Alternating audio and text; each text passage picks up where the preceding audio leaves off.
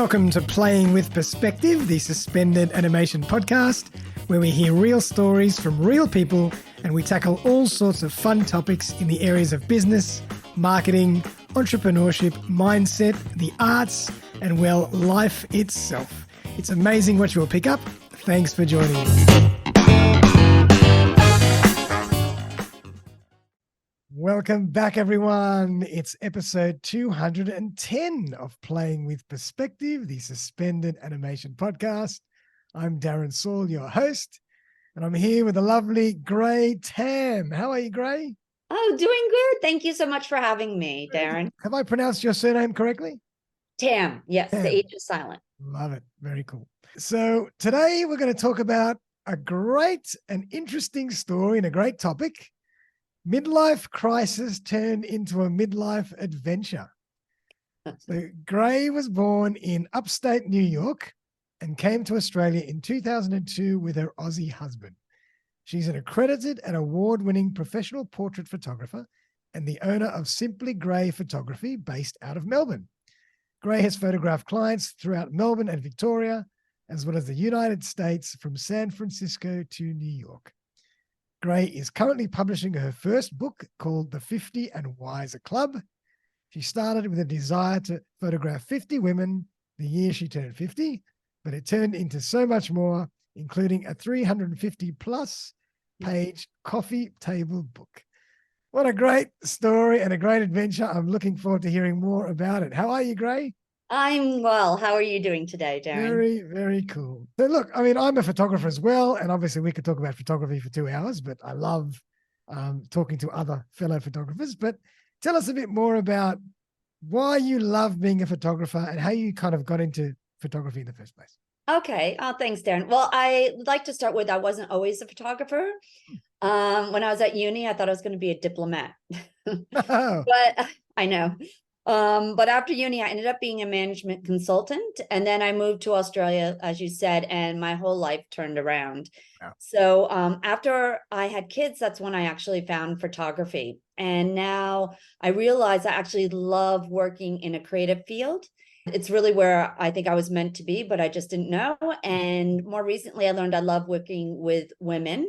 Yep. When I first started photographing back in 2009, I started with families, which I still do, but now I really love focusing on either the mom or the woman in business, or maybe just a woman being photographed to celebrate herself. Like, that's actually what I'm really on to now. You don't really need a reason to be photographed. Okay. And why women? Why do you think women is attracting you so much to photograph just women as subjects?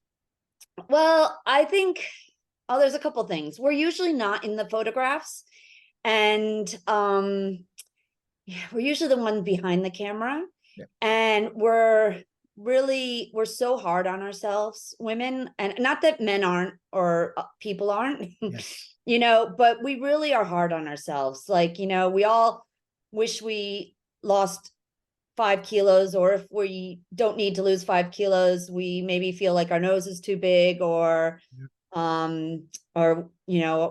Something's just not right. Yeah. So what I really love to photograph with women, and certainly through this project I've learned, is to show them a confidence that they might not know that they have, or that they had lost, Yeah. but really help them find that confidence again, and just to show them how beautiful and amazing they are. Yeah. And That'd be really rewarding. It's very rewarding. See that transition while you're photographing them, and they all of a sudden open up and they start to really enjoy it. It's really rewarding. And I also find like legacy photos are so important to me. If someone says, I want to photograph my mom with my kids, like a grandmother, that's really important to me too. So yeah, but I think, I love showing people just, how special they are. And actually, I had a gentleman come in the studio the other day, and for some corporate pictures, and he actually said, "Wow, you actually got the first decent photo of me." And I was like, "Oh, good, I can make men feel special too." So, like I said, it's not just women, but so you won't turn the men away either. No, I won't. I love, people. A lot of people don't like their profile pictures. And I guess you know this, Darren, because you do headshots too. So it's so satisfying when people actually like their profile pictures. Absolutely. And they're proud to share it. And you start to know that because like it starts cropping up everywhere. And Yeah, that makes a photographer's heart sing, I think. Absolutely. And I think what's interesting, if we talk photography for a second, doing a headshot session or a branding session or a portrait session is a journey. People think that, I'm just going to come for 5 minutes, take my shots and go home. It's a whole process. You might reshoot it, you look at it, you reshoot it, you loosen up a bit, you try different things, and then you find the magic after you finish. Like, it's not a quick process, it's a journey. It is a real journey. And if they don't relax, like they just have to relax, and they have to have that like brave confidence. That's what I kind of tell them when they come in. You just, you just gotta, even if you don't feel confident, you just gotta fake it, because that's what's gonna get you through this. So true. So yeah, definitely. So, love it. So tell us a bit more about the 50 and Wiser Club project. How did this come about? What is it? We'd love to hear more about it. Okay. So, I don't know how old you are, Darren. You're probably a lot younger than I am. 51. 51. All right. We're the same age, Darren. There you go. So there you go. I don't know if you're a 1972 baby or what. 71. End of 71. All right. Well, you're a little bit older than me, but turning 50 is very daunting. And I know it is for men as it is for women. And when I was about 45, I saw a photographer in the US who photographed 40 women when she turned 40. Wow. And I thought, oh, that's cool. So I always like put things in my notebook, in your phone and stuff. And I thought, when I turned 50, I wanted to photograph 50 women. And I think it was something I wanted to achieve on that milestone year, maybe something to distract me from turning 50. My husband always says I like to be busy. And then also I thought, wow, that's something that could really help me grow my photography skills. As I never photographed women just for women before that, really, it was always because for work or for their family. So I really wanted, and it's daunting actually photographing. Well, it's daunting sometimes to photograph people just for a portrait for themselves, right? Because it's really a personal thing for the photographer and for the person. So I kind of thought, when I turn 50, I'm going to do something, and I'm going to photograph 50 over 50. Yep. Very cool. Really, that's all I kind of thought. And then just took on its own journey and course from there, and you loved it. So that's how my midlife crisis became my midlife adventure. Your midlife obsession. Maybe that's really what it became. You're probably right.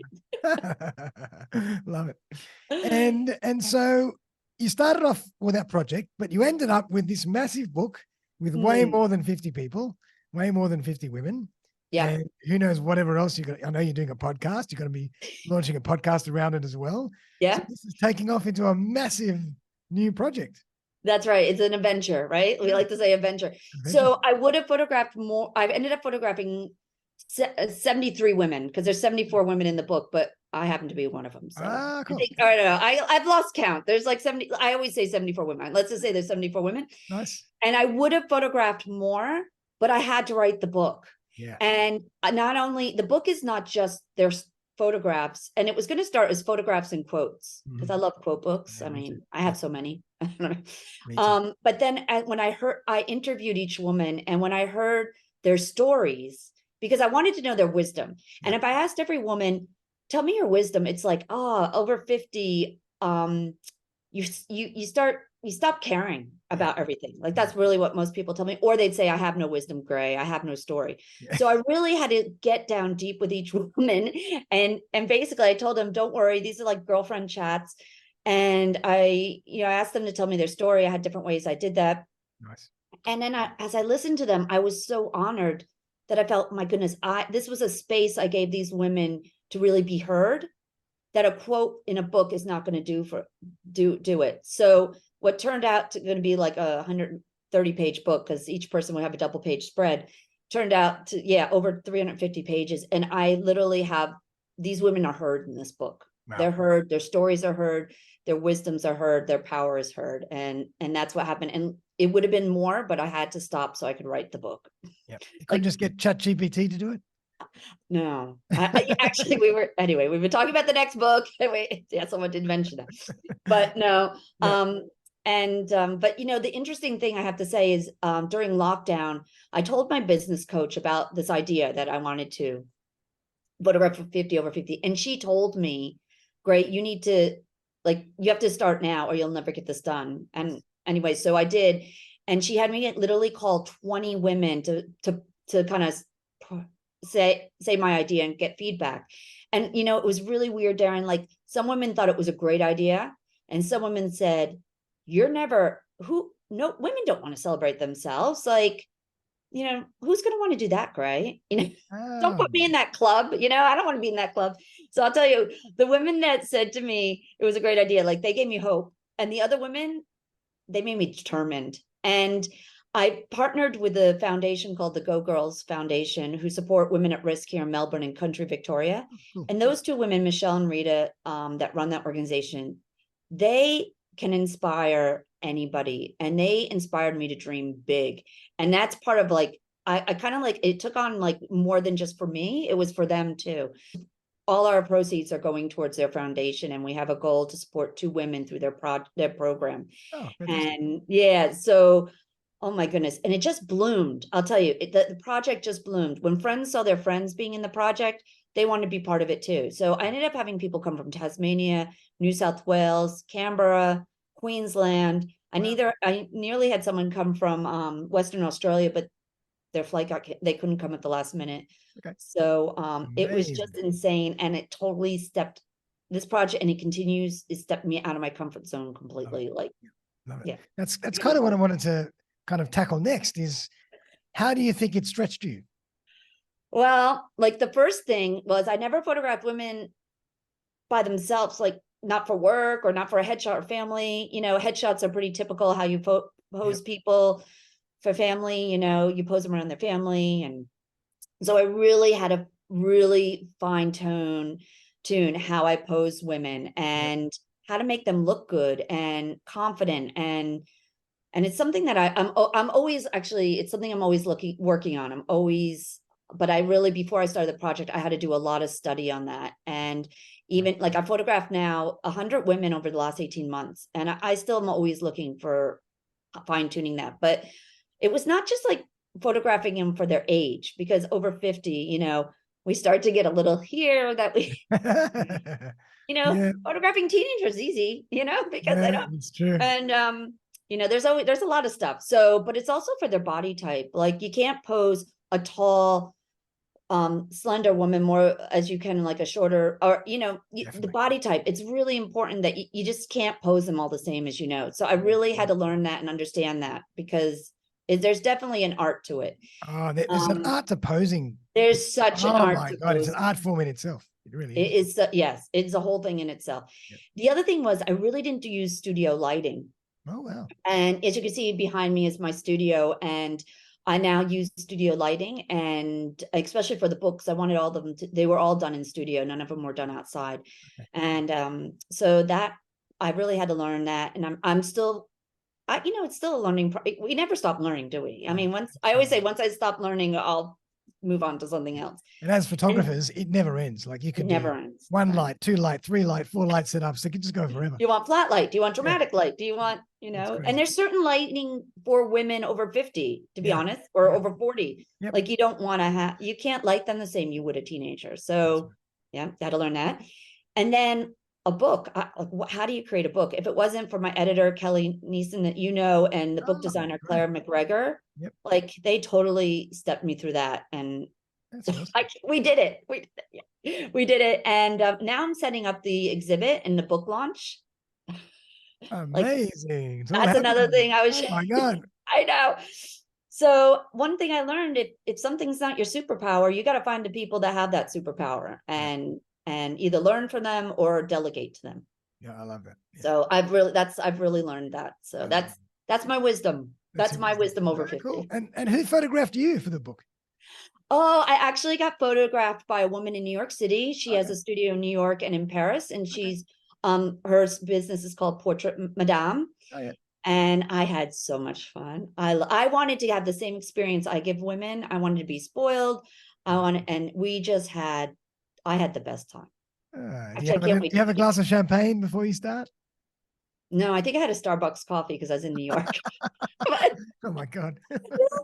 Good morning, but we did get in an Uber and we drove from Manhattan to Brooklyn, so I could have the Brooklyn Bridge behind me, and that's cool. it was so much fun. It was very cool. Yeah. So you've got this book with amazing 74 people, all these amazing wisdom. Are there any things that kind of stick out with you that you take on your daily life now after doing this project? Oh, Bits of well, wisdom? yeah. I mean, I like if I had to pick like three things I learned from the book, but what I take on, but I'll tell you like what I took from the book about Sure. women over 50. Yeah, Okay. great. Yeah. We're not saying, Darren, that you men aren't either, but women over 50 Here we are go. pretty powerful human beings. Yeah. Like we are the heart. One of the women gave me this quote and I love it. We are the heartbeat of society. And we have the benefit of our past experience and the benefit of the time ahead of us to make a difference. And like our families, if we have families, they're starting to need us less. So we have the space to start to be able to make a difference for ourselves and our community. And I saw that time and time over the women that were in the book. And I guess for all of us over 50, life is far from over.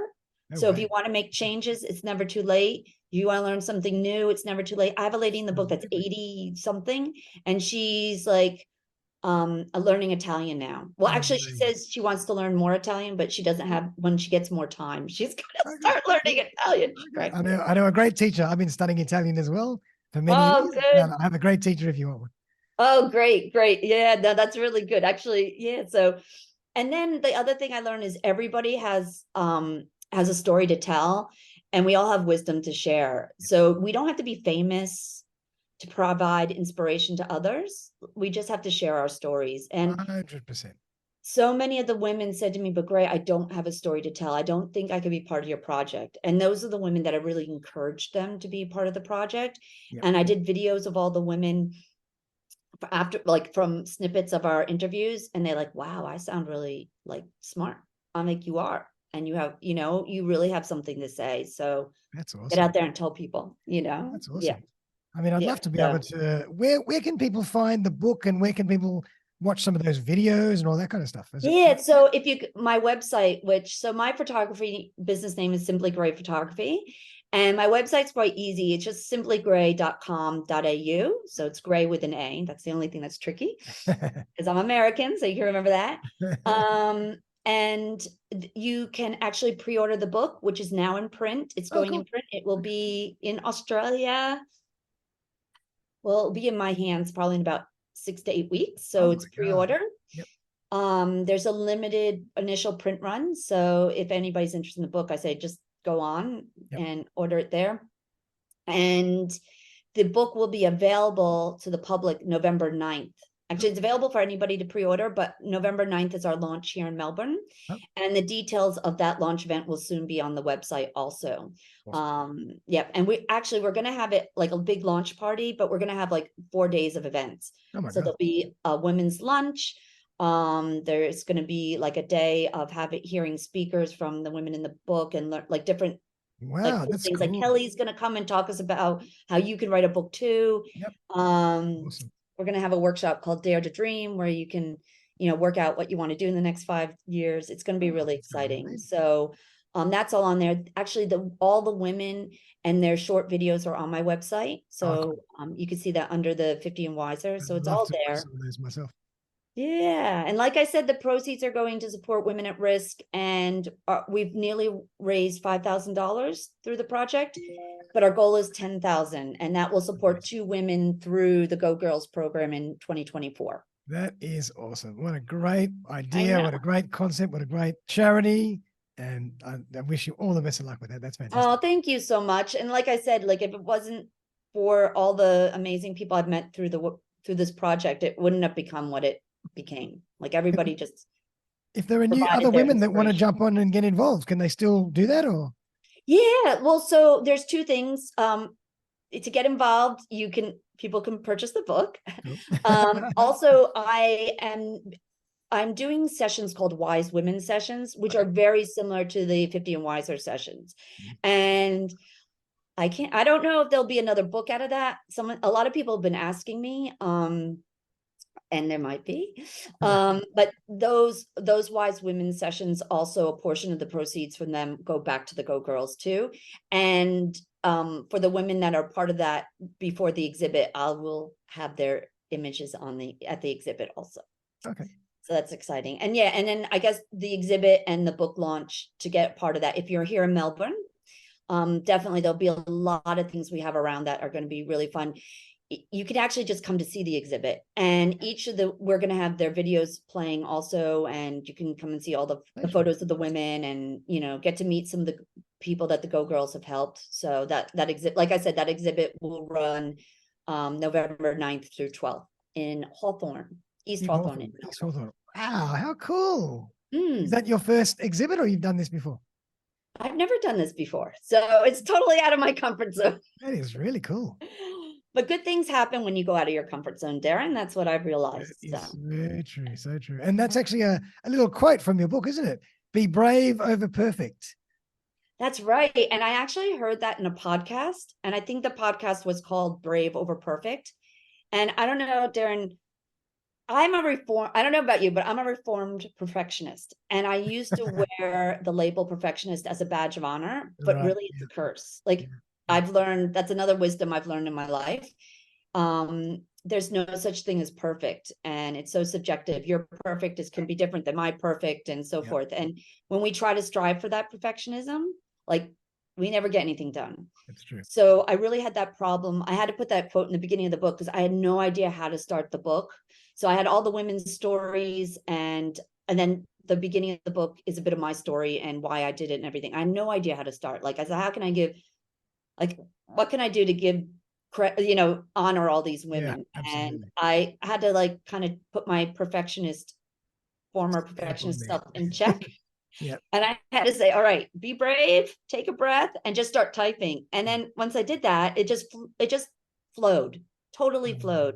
And then I just had to say, listen, you can reread it to edit it, but you cannot reread it to rewrite it. Like that is what it's going to be. So love that. If you want, read the book and you can tell me if it's perfect or not. Love it. Are you going to do an audio version, audio book? I never thought of that. Maybe you can even get each woman to read out their own little section in their own voice. That'd be amazing. There you go. I'll add that to the list, Darren. That'd be a lot of fun. That'd be very cool. Wow. Yeah, I'll add that to the list. Awesome. And Gray, if people want to know more about your photography, tell us a bit more about, how you work as a photographer and what you specialize in, Yeah. So like I said, I photograph much more than women. I photograph in studio and I photograph on location. So natural light. And I also do on location lighting too, if it needed be. Cool. Another passion I have are milestones for teens and tweens. Probably because I have teens and tweens, but I really, as a mother, like their time, it's just like a blur, right? And I think their milestones are really important. So like graduating year 6, especially if they're going to a high school, like they change. Once they go to high school, I find the kids come back home like 10 feet taller. I don't know how they do it in one day, but they do. And then I have a year 12 this year.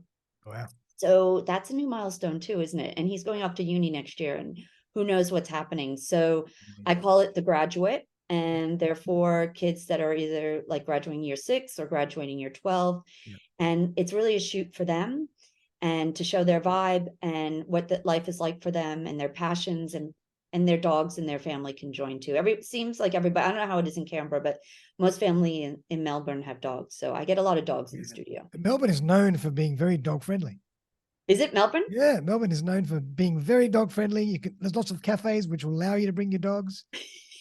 Well, my studio allows you to bring your dog because I get a lot of dogs, and people don't know. I don't know how they look at me. They like my camera, so cool. I do that. I do a lot of headshots and branding. I love to do that. I still love photographing families. Nice. So I still do that, and I have another book idea in my mind. My God. For photographing women in STEM, so in science, technology, engineering, and mathematics. This is awesome. Yeah, but don't worry, I'm not going to start that one yet. I got to finish this one. But that's I photograph a lot of women doctors. Okay. And I'd love to showcase them. So that's kind of my next. Yeah. That's awesome. And you're going to have a podcast coming out very soon as well. And yes, thank you. Thanks to you, Darren. You are an awesome podcast mentor. So really appreciate that. It's going to be a great topic. I think that's an awesome podcast that I'd love to listen to for sure. Oh, I can't wait. So yeah. Awesome. Well, Gray, it's been an absolute pleasure. What a great story. What a great initiative. What a great milestone. got a great project. I think it's a fantastic thing for people to kind of learn more about. And I'm going to put all the details and the links in the show notes for everybody. So you can check out Gray's website. You can check out those videos. You can buy the book. Will the book also be available, via Amazon or, whatever else? Well, for right now, because I did go through self-publishing, it will just be through the website, but I don't know. Stay tuned on that. Okay, cool. That can be, and if you're in Melbourne, it can be picked up or it can be shipped anywhere through Australia. Okay. And it can be shipped in Melbourne too. Perfect. Beautiful. But I'd love to leave you with the last word. I always like to give my guests the last word. Anything else that you'd like to share or anything that you want to leave us with? Yeah, actually, I have two things. Is that okay? Sure, of course you can. All right. So as a photographer, Darren, so you might appreciate this too. I really want to say to everybody, and it is something that happened to me recently. If you've ever been thinking about having photos taken, do it. Don't delay. Wow. I recently, unfortunately, Darren and I had to reschedule this podcast because I lost my mother of 96 years. So wow. Pretty strong lady. But when we were going through, what you have to go through, I was so grateful. I hired a photographer for her 90th birthday. Wow.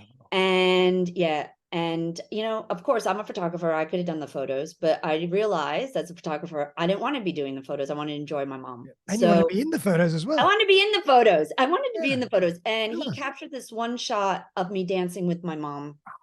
And that is just worth its weight in gold. Like it's now my profile picture right now. It's actually, I put it in the book at the end because I did a post note to my mom. My mom's the first woman and the last woman in the book. Wow. And I would have never have gotten that photo if I was taking the pictures myself or if my family were taking pictures on iPhones, because they would have never have captured that. No way. Yep. So, and then just actually 2 days ago, I saw a photo of her grandmother that I took, and she had Parkinson's disease and she came in with her family in the studio, and I saw it on Facebook, and it was because she had just passed, which was sad. But I called, the family to my condolences, and they, what they said? They said, thank God we came in to have that photo taken with the family, because right after that, her health really deteriorated and she would have never been able to done that again. Absolutely. So, yeah. So I'm not just saying this as a photographer, I'm saying this as a friend. If you know what, don't delay on that. It's worth everything. That legacy. Photographs are powerful. Like, particularly, portrait photographs, they are so powerful. You're photographing a legacy.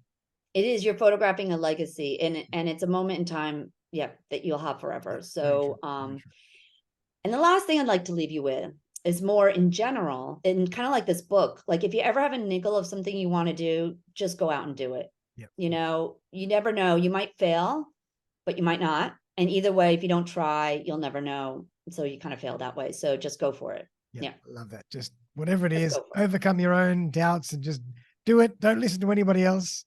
If it's something that you're passionate about, just do it. Right. That's right. Well, where the passion is where things happen. So yeah. I agree. Love that. Well, Gray, it's been an absolute pleasure. I love that. We could go on forever, but I want people to check out your book. I want people to check out your podcast when it comes out. Check out your website. And I wish you the absolute best of luck. And it's just such a fantastic initiative. And I'm sure it's going to be really great. Yeah, thank you so much, Darren. It was really lovely. You made this so easy. So thank you so much. Thank you. But everybody out there, I hope you enjoyed this as much as I did. If you're in Hawthorne in Melbourne, check out Gray's exhibit as well. I think my camera's frozen, but anyway, we'll continue.